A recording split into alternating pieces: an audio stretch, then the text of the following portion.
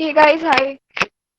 Women of BITS is extremely thrilled to announce her first webinar with Rujuta Kelkar, who studied at BITS Goa. She did her degree in EEE and a finance minor. She then went on to study an MS. She then went on to do an MS in Computational Finance from Carnegie Mellon and is currently working as an associate in sales and trading at Barclays, New York. So we received a range of questions varying from how to balance your academics and your extracurricular activities, how to manage your MS admits, and what is it like working on the Wall Street. So we'll be covering all of that in the webinar today. First of all, I'd like to welcome Rujuta. Yeah, go for it. Cool, fine. So, cool. We're just going to start with the questions. And so we'll be covering your college life first, your undergraduate in BITS Mhm. Goa, and how you manage your extracurriculars and your academics in between your first year and third year. So the first question that a lot of people ask is, how do you manage a hectic degree like EEE with an 8.85 graduating CGPA, along with extracurricular activities and like pursuing a finance minor? Okay, so the first thing that I'd like to say is like GPA is super important. I mean, it's not necessary to get a 9, but especially for MS admits, just keeping like practically 8, but like definitely 7.5. Keeping your GPA above 7.5 is extremely important. So my personal opinion is that you should even be thinking about doing extracurriculars after you are already maintaining your GPA. So in my first sem, I wasn't a part of actually a lot of the extracurriculars that I pursued later. Like I wasn't doing basketball, I wasn't in the dance club, just waves. And then after my first sem, I got a decentish GPA 8.5-ish, and then I was like, okay, I have time to pursue like other stuff. Also, please don't join extracurriculars just because you need to have extracurriculars in your resume. Like it never works that way. And honestly, extracurriculars don't even matter that much. It's more of like a value addition to your resume, and it's more of like talking points. Like I had during my Flipkart interviews in fourth year, I had a nice 5-minute conversation with my interviewer about salsa. So it's stuff like that. Just having it on your resume is not going to mean anything if you're not passionate about it. So please like take advantage of what BITSCO has to offer in terms of extracurriculars and just pursue 1 or 2 things that you really love, and you should be good. As far as like time management goes, we literally have nothing to do after 5. So you're 5 to 12, like either you can just be like chilling at Food King the entire time, or you can like practice and do stuff you love. So I used to similarly like my 9 to 5 used to just be either start going to classes or I was in the library. Honestly, I didn't go to classes that much personally. I used to be in the library though, and then after 5, I used to pursue all my other activities. Oh, okay. So what made you interested in finance? Because you pursued a finance minor, right? Does that answer? So, honestly, in second year, I'd taken up the PEP minor. I don't know if they have that anymore. The philosophy, economics, and politics minor, Yeah, because we they didn't still have a have it. finance minor then. And in my summer of second year, I interned at this small firm called yeah. So I interned at this small firm called Vantage Insurance Services in Pune. It's actually like my dad's friend's firm. I didn't do much to get an internship there, but that's where I like actually heard these terms like fundamental analysis, technical analysis for the first time, and I was intrigued. Um, and wanted to know more, and that's why I actually took up my minor in finance. And somehow finance just really seemed intuitive to me and really interesting. And I also kept reading a lot of other books pertaining to finance that are not necessarily academic oriented, like the Big Short. I don't know if you've seen the movie. There's a book where the movie was taken from, and other stuff like that. And that slowly just got me more interested in finance. And doing the finance minor enabled me to qualify for those.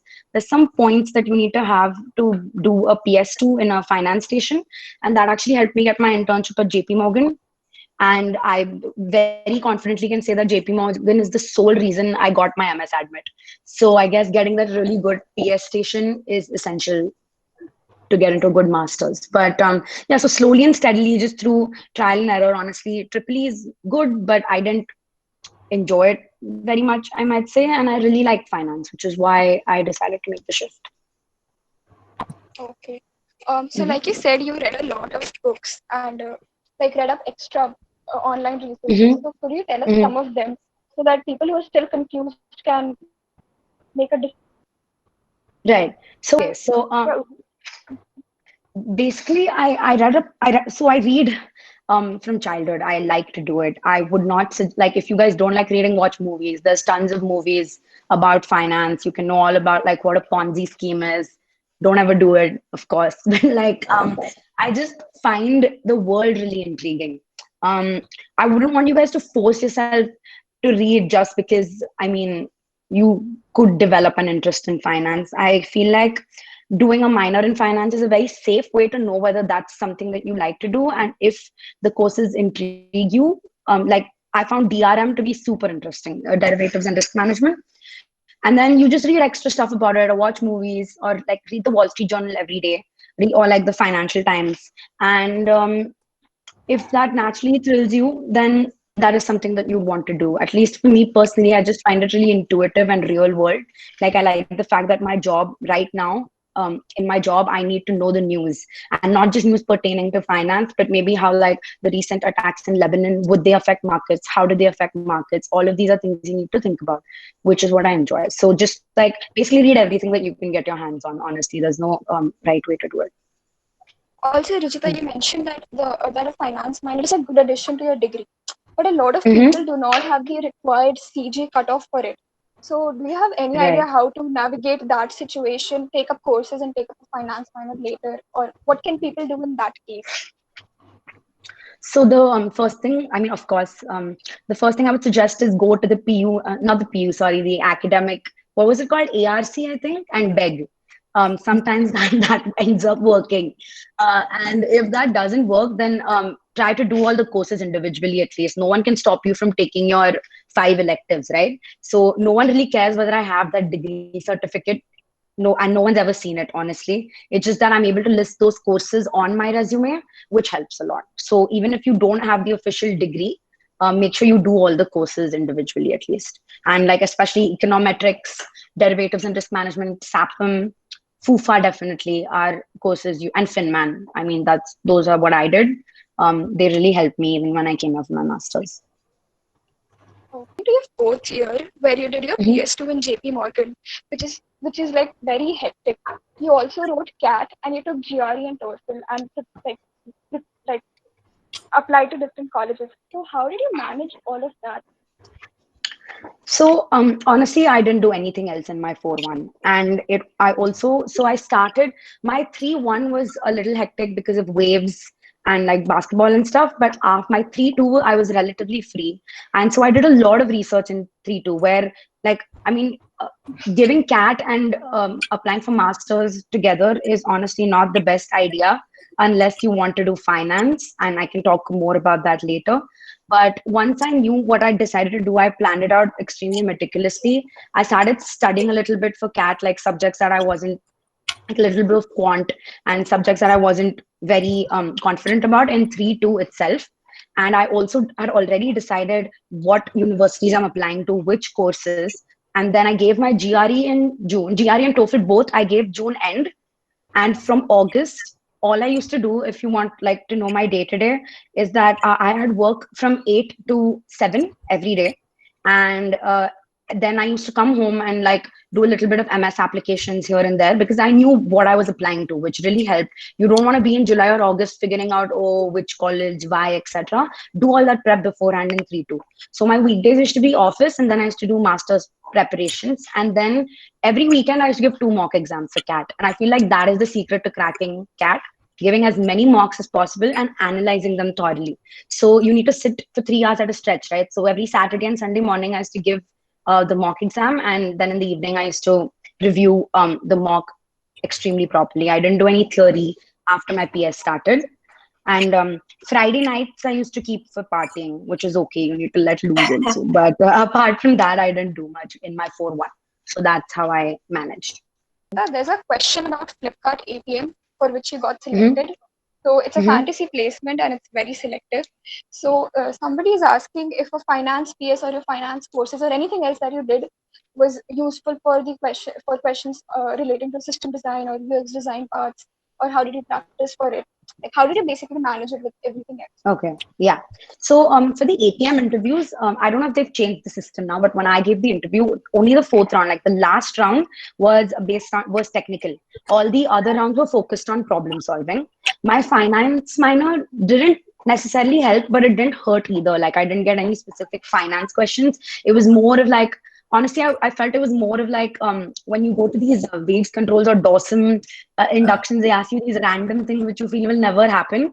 So it was stuff like that. So I remember getting like, say, Flipkart's revenue falls by 50% in 1 year. What would you do to improve stuff and like stuff like that? So they like to see how creative you are and how you can think out of the box. So, but for the tech part, if I'm being super honest, for the tech part, they asked me, I wasn't very good at it.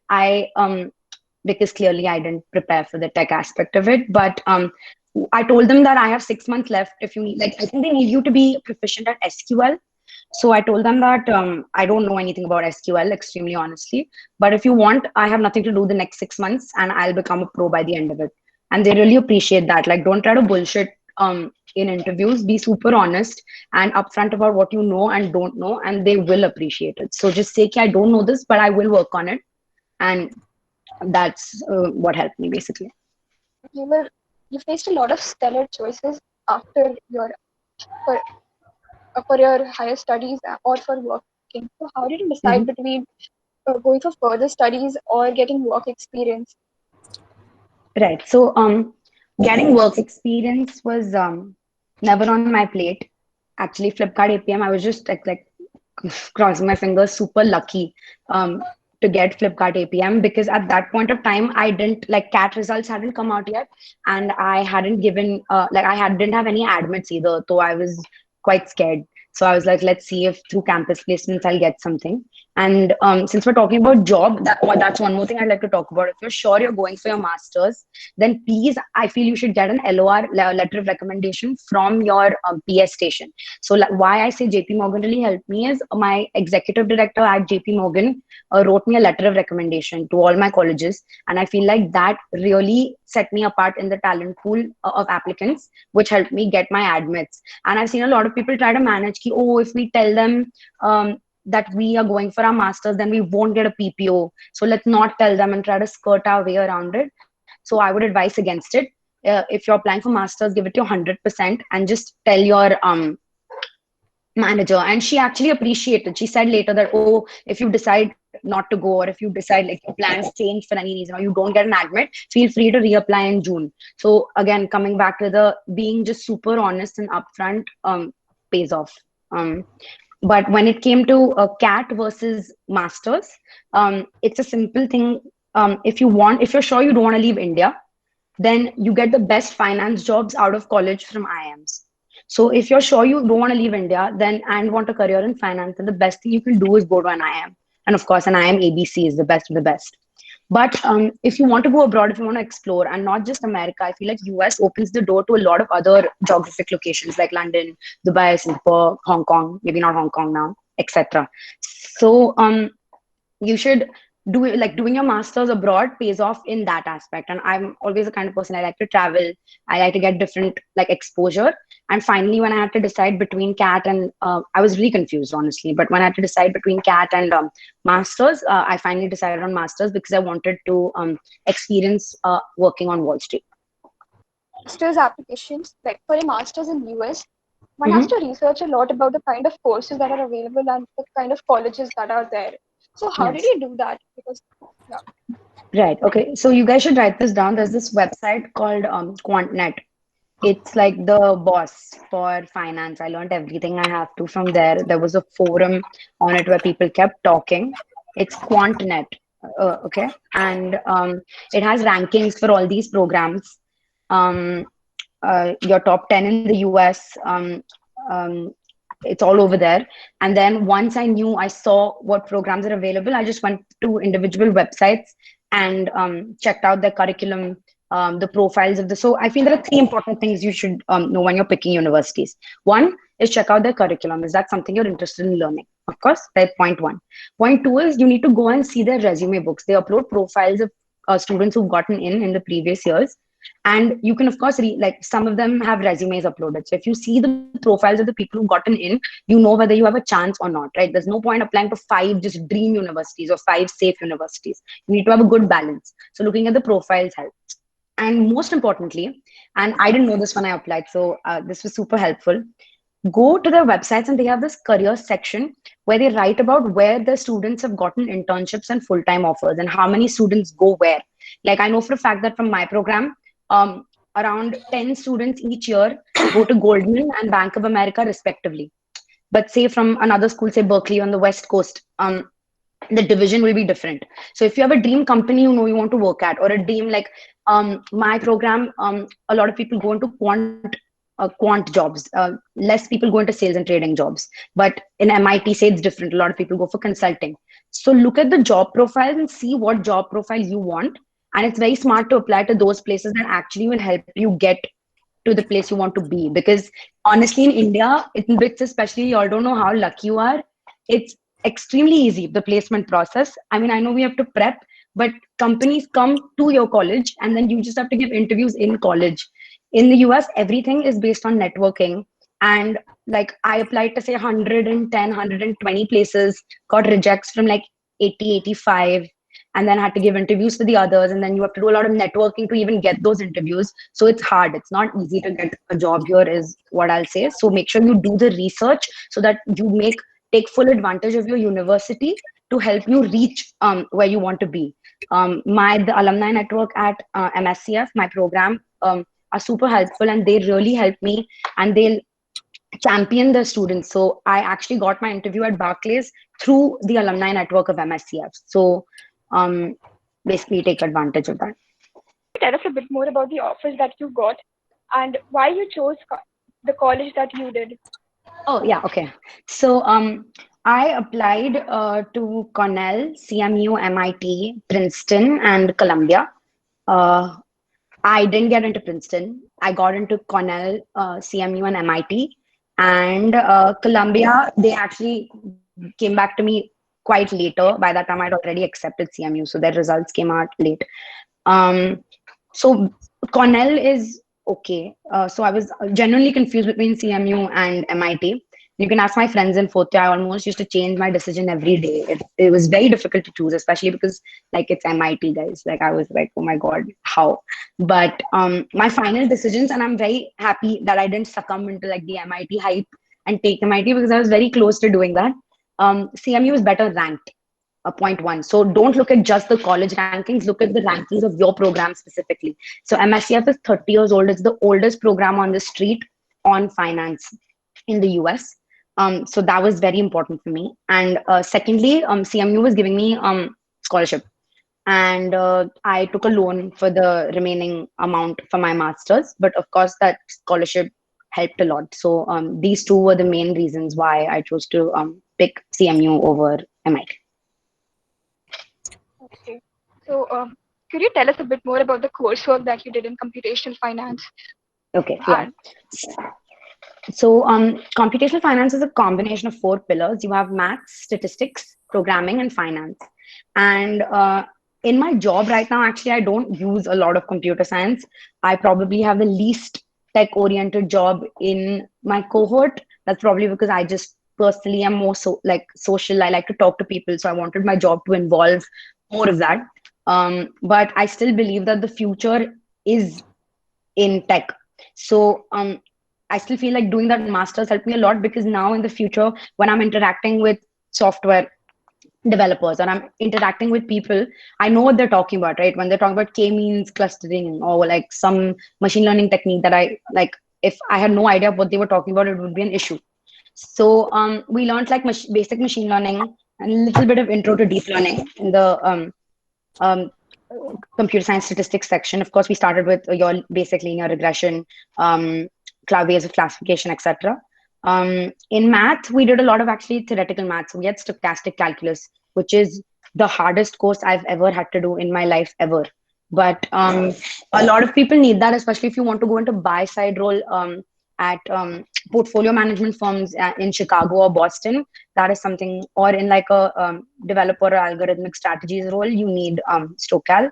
So that was the maths aspect of it. And the finance aspect honestly was very similar to the finance minor in BITS, just at like a much higher level of just CAPM and uh, other stuff like that, Monte Carlo simulations, Black-Scholes theory, etc. So that was the finance aspect of it. I think I covered all of them. And we learned basic Python programming. If like that would be my one suggestion, irrespective of what masters you're going for. If you have time right now in COVID, learn Python. It'll just help you in life. Everyone in the world should know what numpys and pandas are, is what I feel.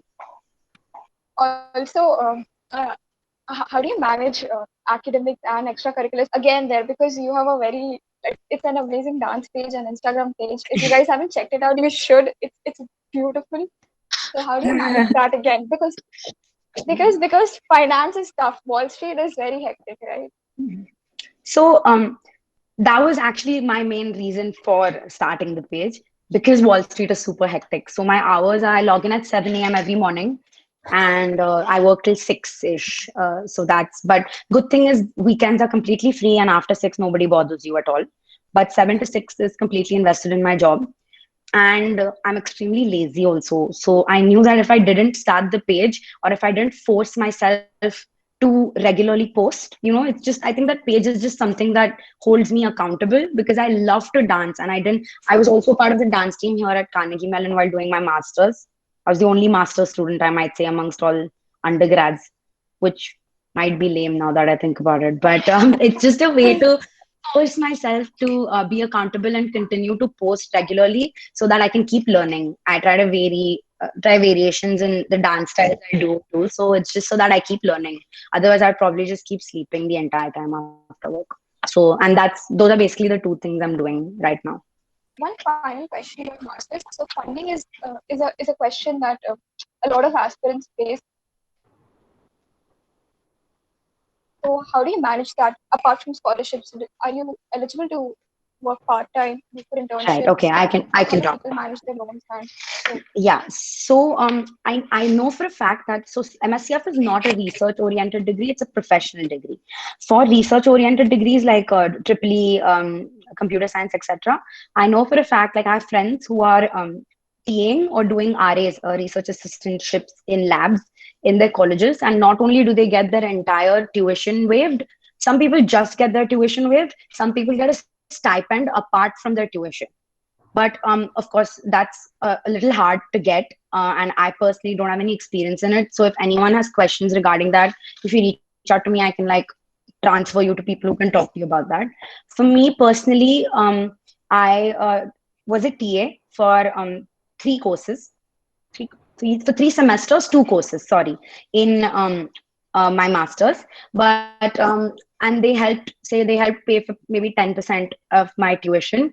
My scholarship was 33% of the tuition. So around 40% was covered by like my work and by the scholarship. Just one more thing, if you're not an American citizen, you're not allowed to work outside campus when you're doing your master's. Okay, but you are allowed to say like your campus has like a SAC version, like student activity center. So you can sit there and give out like table tennis bats, basketballs, etc. And you can get paid hourly to do that. You can work for 20 hours a week, but only on campus. I just wanted to let you guys know that. But that's also a way to earn money. So I feel like 10-15% of your loan you can recoup just working in your campus. If you get an RA, that's excellent, of course. But otherwise, and it doesn't hurt to ask for scholarships. Like if you genuinely are in need, after you receive your admit, of course, just shoot an email to the admissions team that, hey, I'm finding it a little difficult. Are there any low interest loans that you can give me? Or is there any scope of a merit come need based scholarship? And that really helps. Like, don't be shy. They can't take away your admit after they've given it to you. So it doesn't hurt asking for the scholarship, of course, if you have genuine reasons. So for the rest of it, my loan, I'm actually fortunate enough. My Masi is an American citizen. So she co-signed my loan in the US, which led me to have like a 6% interest rate, which is very low compared to if you have to get a loan in India, which is 10 or 11%, I think. Also, I feel like if you have your loan in USD and you're paying it off in USD, you don't have to expose yourself to currency rate, exchange rate like depreciation, etc. So it's just a smarter way to go about it. So if you guys have anyone that in the US, then you can just ask them to co-sign it. So there's two banks, um, Sally Mae and Citizens Bank. So that's where you can get loans for. And Pujik, I just saw your question. Universities do give loans, but but it depends on the university you get into. So I know that some universities have these programs where they give maybe at 1%, 0 or 1% interest too, but it's specific to university. So you should check that out. I can't just speak about it comprehensively. So Mhm. we were just wondering, how is it like working at Barclays on the Wall Street in general? How is it work? What kind of work do you do? So I just started. So I'm the lowest of the low rung right now. And honestly, COVID, like everyone's working from home. So my COVID experience is different compared to what it would be if I was working at the bank. So it's, of course, whenever you start out, you have to do all like, so the profit loss reconciliation of the day in trading, and you don't get your own book, which means you don't get your own risk when you start, of course, because you don't know anything. So you work as a junior trader to a senior trader in the team, and you basically do everything that they say and learn and just absorb everything like a sponge, and just try to get as much information you can out of your senior trader, because trading is more about experience. It's not something that you can just learn. Is again what I've been told. I just started, and they actually wanted me to do a research rotation before I joined trading, because trading, sales, and research works together to really like advance or help trading make informed choices. So currently, I'm doing a lot of fundamental analysis and statistical analysis in the energy sector on the research side, and I'll shift to trading at the end of September. As for working for Barclays, I can speak about the US in general, that I feel the culture is laid back but more hectic. So during my hours from 7 to 6, I don't have time to focus on anything else. They'll expect the highest quality of work from you, and they'll grill you and be super upfront about it if you're not doing well. But after 6, they don't bother you. So that's good. Like 7 to 6, they'll kill you. But then after that, you get the evenings free and you get weekends free, which works out well. But everyone's really nice. Everyone's really helpful. And it goes back to the networking culture that I explained. We don't have any sort of vertical structure in Barclays. So I sit next to a managing director, and I can just reach out and be like, hey, can you like help me with this at any time I want? And I personally really enjoy that. And I feel like, especially as a junior, that is the way that I can learn the most from people around me. So I'm very happy with my current profile at Barclays and in sales and trading. And now that we're talking about sales and trading, just one more quick advice you can say. I didn't know the difference between buy side and sell side even when I applied for my master's. So a job in finance varies tremendously. It can be in investment banking, it can be in investment banking and trading are different things. Please like know that and like research the different kind of job opportunities even within finance. You have buy side, sell side. Within sell side, you have investment banking, sales and trading, research. Within them, you have subcategories. Like there's a someone who models, someone who develops algorithms, someone who actually trades, someone who does sales. So, and align that with your interests. Like, are you more social? Do you like coding more? Are you more like theoretical person? And then you'll know where you want to end up. Like when you join your masters, you should know what job you want. It shouldn't be, no, I just want to work at a bank. That can't be the answer. So make sure you research that properly. But yeah, I'm enjoying my time at Barclays. I feel everyone's really open and helpful. And I think my degree really helped me get this internship. Said like it's difficult to get a job after your masters. So what do Mhm. companies, especially investment banks, look for when they're hiring? Do they look for a skill-based resume or a qualification-based resume or a mixture of both? And how do you So build that? yeah. So they'll all these universities again, if you do your masters, they'll they have like this full resume building workshop where they focus on like super nitty gritty stuff within grammar, etc. And they'll fix it for you. But just don't lie in your resume, please. Actually, don't even inflate things. It does not work. You get caught, and if that happens, it's an instant rejection. I know someone who has faced that situation. That's why I'm saying this. Please do not lie at all in your resume, and be sure you can talk about every point you've written in your resume. And to build a resume, in undergrad, some things that you can do is, I think someone told me last year we had the what was that company where you write those algorithmic coding things and then get Futures first. World Quant. No, not Futures Oh, First. That's the job, World Quant. I think someone told me World Quant stopped that uh, process. So I guess you can't do that anymore. I see some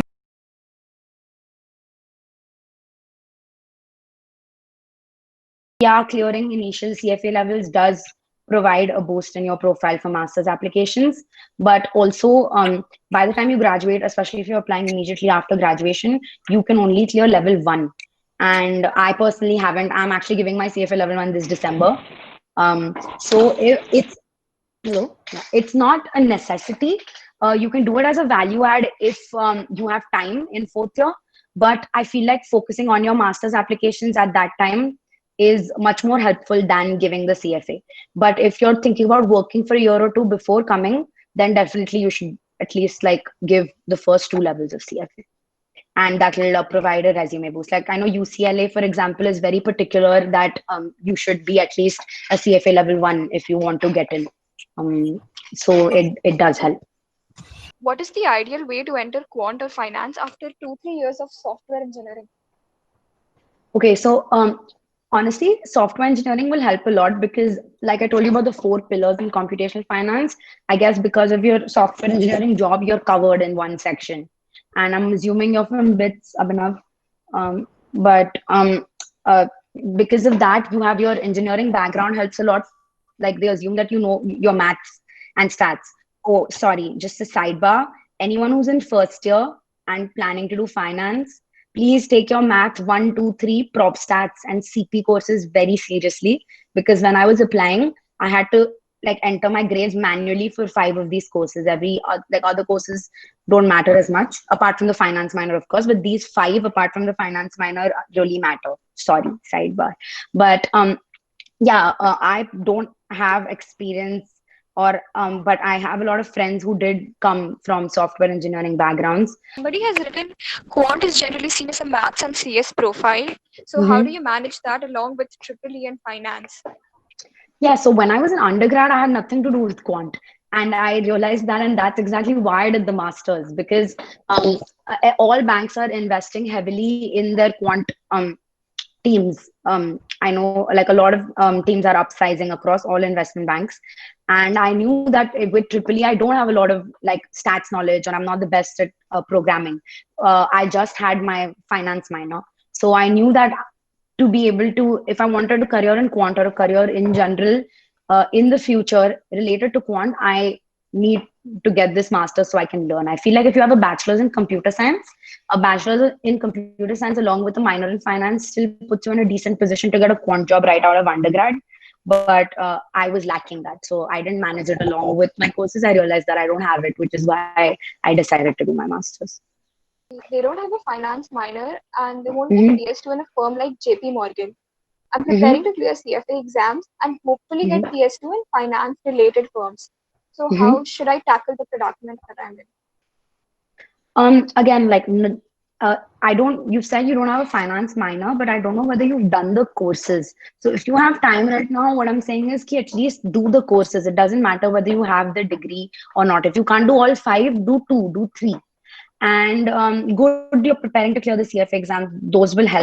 Maybe make up for the minor in finance a little bit. But yeah, I feel like your best bet is to get a PS2 in finance because say we had 90 people in our batch, around 85 uh, were working in some sort of finance related field before, or they were working in like say an accounting or finance division of a big corporate firm. So if you don't get your PS2 in finance, if it's still in computer science, I might take that chance to apply this year. But if you don't, I would suggest sit for placements, get into like try to get into futures first or some finance firm, get 1 or 2 years of experience, and then apply. That's what I would suggest. What would you consider good grades in Prob-Stats and M1? And what were Mm-hmm. your grades in the 5 subjects that you told? Mm-hmm. Yeah. Okay. So uh, hold on. Let me remember. I know that there wasn't a C, and that's what I meant basically. That please make sure you don't have C's in any of these for sure. I had CP and Math 2 was A minus. I think Maths 1 Prob-Stats was B, and I think Maths 3 was B minus. There was one B minus there somewhere, but there were no C's. So that's what I meant. If you have a C, you could, I mean, consider either re-giving it in fourth year, especially if you want to apply to computational finance, is what I would suggest.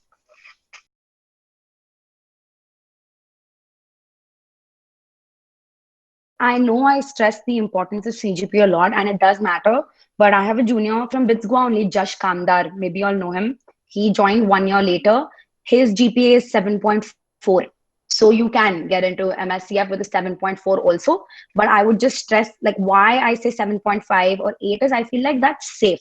Like if someone sees you have a 7.5 or 8 GPA, then they start focusing on other aspects of your resume or your profile. If they see a 6.5 there, especially, then they're going to be like, oh, why hasn't the student been able to keep up even a 7 in college? So it is possible, but of course the higher the CGPA the better. I just don't want people to be at like a 7 or 6.8 and thinking, oh, because I'm doing this extracurricular activity and that will make up for my GPA somehow, because that won't work. But don't worry about it. You can get into a tier 1 college if you do, like, had your other parts of your profile are sorted. Mm-hmm. A lot of colleges have grade inflation, and a lot of colleges are Mm-hmm. strict in the grading system. Yeah. So, yeah, exactly. So, do Yeah. US universities, the admission committees, are they aware of that? Because I've heard that a lot of people undergo the WS evaluation system and they get really weird results at times. So, how do So US I didn't, universities tackle that? right. So I didn't do a WES evaluation. At least in finance, they ask you to apply, like write your GP out of 10. It's not out of 4. And it is a little sad, honestly. There is a little bit of bias towards IITs. I know Princeton especially loves students from IITs, but more and more BIT students are getting into these colleges and they're doing well. So it's a slow process, but people do know the university BITS. It's honestly, there's nothing you can do about it.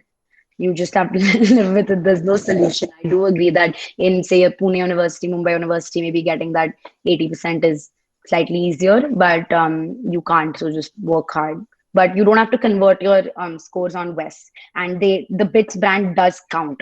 If not for a lot, then at least for a bit, because a lot, like more of your seniors are getting into this. Like when I was applying for my master's in finance, I just knew one person who was my senior who was at UCLA. But I feel like now in the last 2 years, a lot of people have come, which is advantageous for you guys. It will help you all in your applications. Is asking if online courses can substitute for the lack of finance minor courses. I think they can. If you're at a stage where you can't do the minor courses, then of course do those online courses. It's just that you have to submit an official transcript when you apply. So just having them on your official transcript helps a lot. Whereas you'll have to write about the online courses that you did in either your SOP or your resume. But of course, if you don't have any chance of doing those finance minor courses, then definitely you can do like a substitute on Coursera. That will always help. One more thing, I don't know if a lot of people know about this, so I thought I should just mention it. For computational finance, you have interviews. So I know that when you apply to CS or electronics, you directly either get an admit or reject or waitlist. For finance, you get an interview invitation, and then you have a Skype interview with the admissions committee, and then you get in. And I personally feel like all these scholarships are also decided in that interview. So you have to prepare for that interview also after you apply. I just want you guys to be cognizant of that. And that the interview is not technical at all, it's purely behavioral. And what they want to gauge is whether you can keep up a conversation. Basically, they want to see whether you're employable. Why would any college want to take you here? The college will take you if they feel that they can place you right at the end of these 2 years. And it's a stereotype, but a lot of people who traditionally enter these quant fields don't have the best communication skills.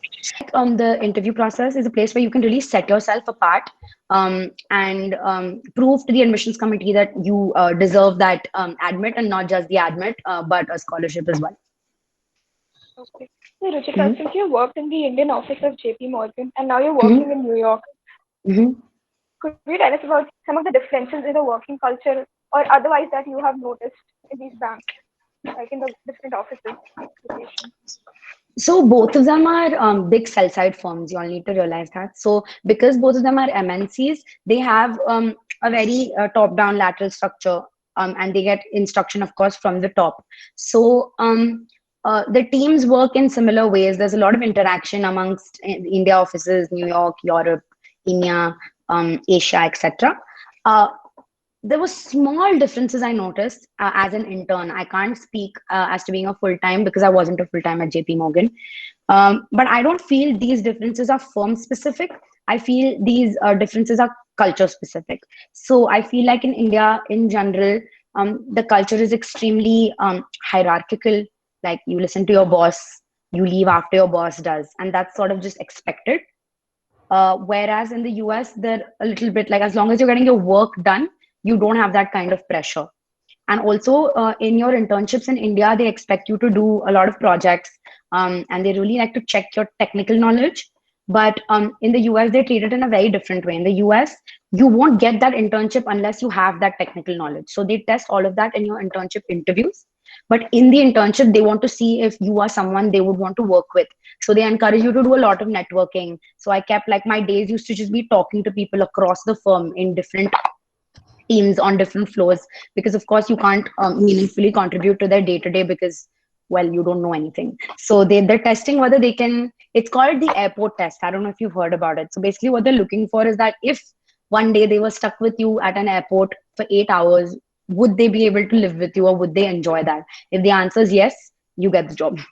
And let me just specify that this is specific to sales and trading in sell side firms. Like, so if you have a job in sales or trading, like an internship in sales or trading at Bank of America, JP Morgan, or Goldman Sachs, or Barclays, this is the kind of culture that exists over there. For portfolio trading or algorithmic trading or all these buy side firms in Chicago, they want to see how well you trade. So they just throw you in the well the first day. So it's very firm specific, it's very job specific, even more than firm specific, but that was my experience. An alternative to like so to work at Wall Street, can an alternative Mhm. be shifting after working in India for 2 years at these same places, or doing an MBA Mhm. and getting a foreign placement? Is that also a feasible option if somebody really wants to work Are you there? talking about getting an MBA at an IM, Parul? Yeah, an MBA at an IIM, Yeah, yeah, ABC, and then yeah, applying for foreign placements, yeah, yeah. or even working in JP Morgan, Mumbai, or somewhere for 2 years and then transferring to New York or somewhere. Yeah, so I can speak about this because I have a few friends going through the same thing. One is that you need to realize that for IM ABC, the number of foreign placements has reduced drastically. In the 2000s, they were just sending people by the hordes. But I have friends there who, like, barely 10% maybe of the class. I'm not sure about the percentage, but it's lowered drastically. And it's extremely competitive. Of course, India's best of the best go to IIMs, okay? So honestly, I took the easy way out. I feel getting in, like after I got into my masters, it's very like comparatively quite easy to get a job at a big MNC sell side firm in New York if you've done your masters in finance in the US. So whereas in the IM only like your top 10% of IM ABC, imagine, get this opportunity. So if you're sure about going abroad, I would reiterate very strongly that go for your masters, don't take the IIM chance. But I do agree that after IIMs you get excellent jobs, not just in India. Actually, I feel like you get quite a few jobs in Hong Kong as well. Singapore maybe a little lesser, but Hong Kong and Singapore. So if y'all are sure you want to work in the Eastern Hemisphere, then go for it. IIM is the way to go. For Europe and US, I wouldn't think that's the best idea. And for working for 2 years and then moving abroad, what you were talking about, it is possible. They do transfer you. I know a lot of people who are 3 years my seniors who worked at JP Morgan for 2 3 years and then got moved either to London or to Singapore. But again, the best of the best from those firms move, right? So, and it's a chance that you're taking. What if in 3 years you don't get moved? So I would suggest that masters is just the quickest, and comparatively, I feel the application process is not easier, but once you get here, it's the easiest way to start working on Wall Street.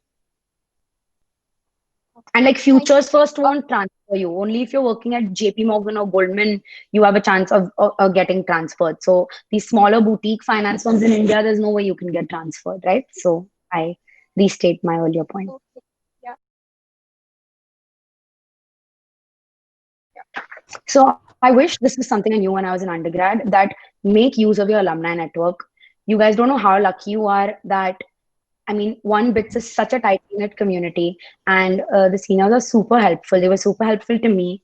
If you reach out to someone on LinkedIn, just mention you're from BITS and it's a BITSian senior, then I feel like 8 out of 10 times you will get a positive response. So the best way to get to know about things is to reach out to them and just talk about their life. Like I'm doing right now, you should be doing that on a daily basis. Say if you want to apply for masters, just reach out to 5 people on LinkedIn, start talking to them, and um, tip, when you're done talking to a person, ask that person, who do you think is like another person, another alumni that I could reach out to, has a similar profile like me, who could help me out, and make a list of that in Excel. Because I know for a fact that if, say, now I know Pujika, right? So if Pujika reaches out to me saying that I spoke to one of your friends, Jeti, and she told me to reach out to you, I'm more likely to reply than if she reaches out randomly, right? So having these connections really helps, and make use of that when you are networking. And there is a thin line between being persistent and being annoying. Uh, Try not to cross over. But if someone doesn't reply to you the first time you message them, realize that people are really busy. So it doesn't hurt to message them again after a week and reach out again. But I would say that if they don't reply to you twice, then probably moving on is your best bet at that point of time. And when you are networking, you need to know what you want to talk about. And again, I'm not saying you need to know stuff about finance. That's fair. That's why you are calling, so that you can get more knowledge or get more knowledge about the industry. But you need to have a plan. You can't just be like, oh, hello, yeah, so what's up? Or like, how is your day? Like, you need to have questions ready and talk in a methodical way. And at least personally, it impresses me a lot when someone who reaches out to me really knows what exactly they want the conclusion of our conversation to be. Like, you need to have a name. Like, at the end of talking to her, I want to know about these one, two, three things. So as long as you're methodical about that, you should get positive responses. And starting, especially in the US, it's super important. But I don't think starting now hurts at all. It will always help you. So about the current COVID-19 pandemic situation, how has it affected Mhm. New York or and the quant firms or the big banks over there? Would you advise people to go for an MS this year or the next? Because how has it So affected? Yeah. this year definitely not. I feel like I was extremely lucky because I had an 18-month program, so I graduated in December, and I got a PPO from my internship, and I joined in Feb right before COVID hit. So I feel like I was very lucky, that's what, in that manner. The people who've been hit are people who came for their masters with me but had 2-year programs. So they graduated in June and did not get PPOs from their internships last year. They're facing a little bit of trouble searching for jobs right now. And I feel like the batch that came after me was disproportionately hit because all of their internships are virtual. So I don't know what the scene is going to be with PPOs and stuff for them. I feel like coming this year definitely is out of the question. But I do feel like, especially if a vaccine comes out, then coming next year is super safe.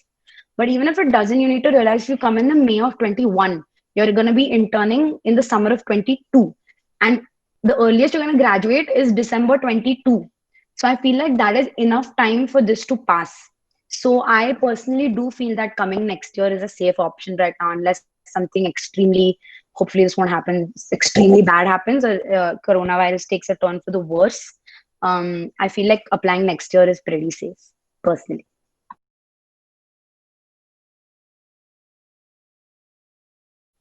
So why finance? I think I've explained already. Like I spoke about like how I interned at those two places, how my minor helped me. I wrote about all these books I read and how I feel like they were interesting.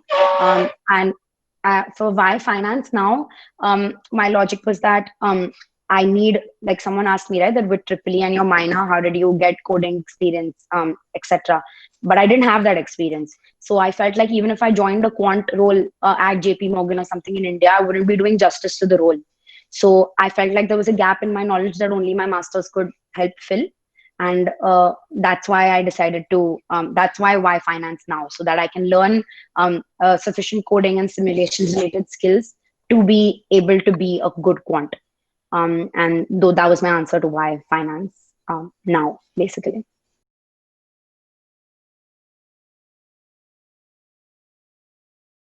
And I would suggest giving the CFA over FRM and CQF if you're coming to the US again, because I haven't heard anyone mention FRM or CQF even once in the past 2 years here, whereas CFA, most people on my team are in the CFA charter, in research at least for now. So I would suggest giving the CFA.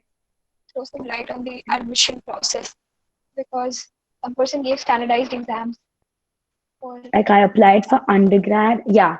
Um, Oh yeah, postgrad is different. It's more about what you did in your undergrad, and like if I would go in order of importance to least, it is you need to have your SOP sorted, because you need to be very clear and logical about why you need this right now. If you're unclear there, it would be hard to get an admit. So SOP, then your LORs.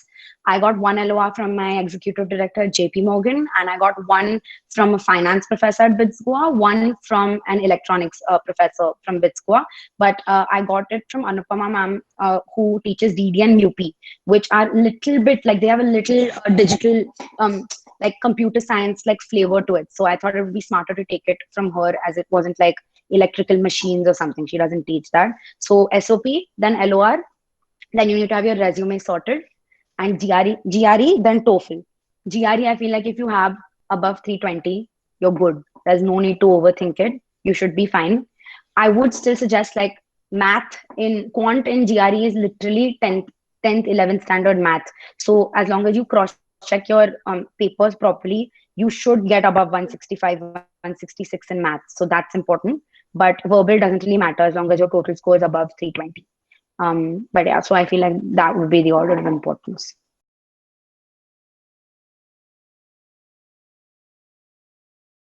Nothing against working in India. In all likelihood, maybe not now, maybe in 12 years, I might decide to return.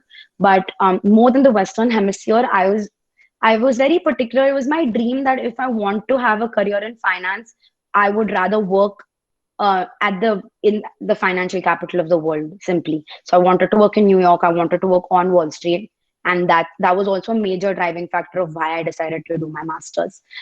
India is a growing market, and the markets over there are very nascent. A lot of high level exotic kind of trades don't happen in markets in India currently. So I do feel like there is a lot of value in returning to India, and maybe establishing your own firm or trying to meaningfully contribute to a lot of efforts that are going on in markets in India. I just feel like I need to develop more subject matter expertise to positively contribute. So at least for 5 years, I'm not thinking of moving anywhere right now.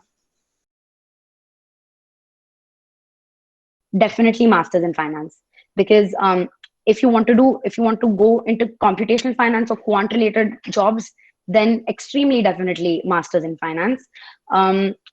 Masters in finance just explores the tech opportunity more. And for me, most importantly, it was that I wouldn't get an MBA in finance or admit right after undergrad. I'd have to work for 3 or 4 years in India. And what I have seen in a lot of places personally is that I had friends who had 2 3 years of experience in India, but when they came to the US, that experience doesn't count. They had to start again from analyst associate level over here. So what is the point of working, according to me? Again, this is an extremely personal opinion. What's the point of working there unless you lack something in your profile due to which you can't apply after your fourth year? I would strongly suggest immediately applying after your fourth year, because it'll help your career progression the most in the future. So the final question is, how different is the MSCF program from the MSc program? Yeah, so it's the same. Like maybe one is a little more math oriented, the other is a little more coding oriented. But if you actually go into the curriculums, they are more or less the same. It's just different names. So I wouldn't focus on that. And they have like, don't focus on the name of the program. Make sure you go and see the curriculum. There is no difference. I feel like MIT's program is probably a little less tech oriented, more geared towards corporate finance. But all the other programs, Cornell, Columbia, CMU, are equivalent in terms of curriculum. So Rajava, since you changed tracks completely, did you face some like an imposter syndrome or something like that? Or did you struggle with that? All the time. Like when I saw you send me the list of questions, I saw that question. I was like, yes, I relate. People are too brilliant here. And because I didn't have a computer science bachelor's degree, I felt like I didn't know anything, and I felt extremely out of place. But I used to feel like that on bits also, honestly. So I feel like you just feel like everyone else knows a lot more than you. And but at that point, and especially why it's harder is when they try to get you to start applying for internships the second you come. So the internship process is very preponed over here. So I came here in July and I had to start applying for internships in August. And then every day I'm getting 2-3 emails, ki, oh, rejected, rejected, rejected, without even seeing talking to me or conducting even one interview, that it gets really disheartening, especially if you're not used to it. And everyone else just seems like it, but it, yes, and short answer is yes, I did face imposter syndrome. But after talking to a lot of people, I realized everyone else did as well. So you're okay. Like it's going to happen, but just be confident and continue working. One good thing is that in the US, because firms don't come to campus and you have to network and get them separately, there is no competition amongst your teammates as such. Like in bits, you still like everyone, like all your friends are giving the same interviews, right? That doesn't happen here. So like everyone studies and works together to become better versions of themselves, which is good. Okay. Yeah, so somebody's asking how easy is it to transition for someone who has been in a different industry and is new to finance? So it depends on the industry. If you were doing something in ML or something in computer science, or say a theoretical math role, then it's easier. Like I spoke about the 4 pillars of the MSCF program. But if you're coming from manufacturing or some completely third job, then of course it's going to be super difficult.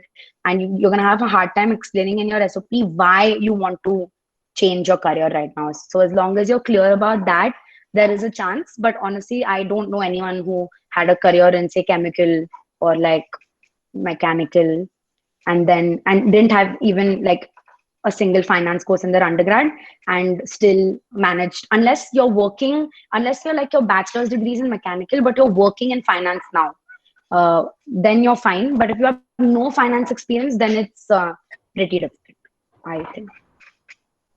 Okay. Uh, I guess that's it with the questions, and I'm also done with my questions. So thank you so much for taking time out, Rujuta, and addressing us. This was really wonderful and very helpful. Very, very helpful.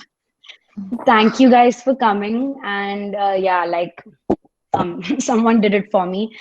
Please reach out on LinkedIn. I'll be happy to help if you guys have any individual questions. It is a bit hectic now, so if I can't reply immediately, then sorry. But I will try to help out with whatever you guys need. So feel free to message. Thanks for listening. Yeah. Bye.